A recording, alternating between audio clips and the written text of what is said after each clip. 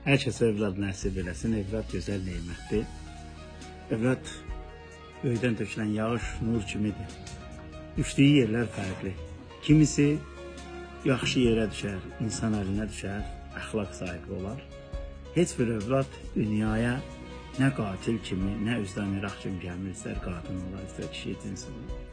Allah verib bu gözəl övladları, gözəlliyi Allahdandır, tərbiyəsi bizdəndir.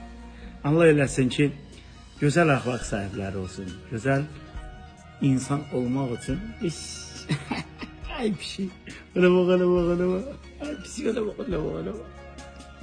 İlahi, bundan gözəl neymət yoxdur ki, insan üçün. Bəli, uşaqlarımızı sevək, istəyək. Əgər uşaqlarımızı sevib istəyiriksə, onları ayaq üstə dura biləcək üçün hazırlamalıyıq.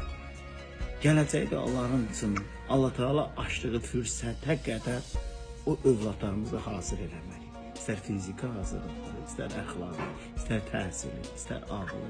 Hər cəhətdən insani keyfiyyətlər içində formalaşdırmaq.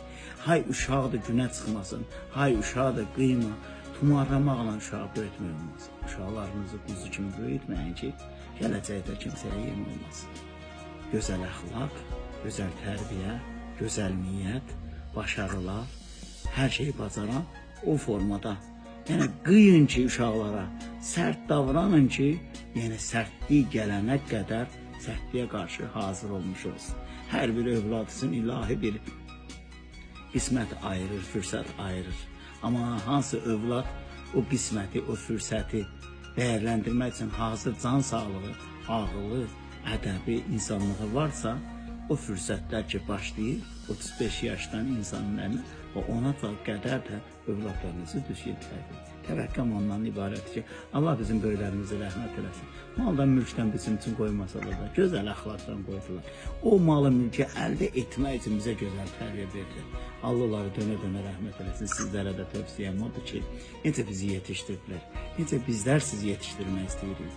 Yəni, o cürdə gedin, valideynin göstərdiyi, ortaya qoyduğu gözəl övladdır.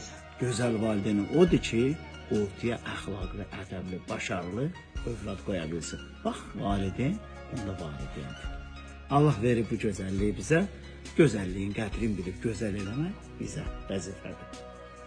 Təriyinə, kişidən təriyidirlər, əl qabarına, yəni buna öyrəşməlidir, buna. Nəinki kondisioner altında, kalyaskada, hər şey yaxşıdır. Amma uşağa əsl həyatdakı, ayaq üstə qalmağa, canın sağ eləməyə nə lazımdırsa, onu aşılamaq lazımdır. Böyüklərimiz bizə aşıladı, Allah onlara rəhmət edin, sağ-salamat canımız var.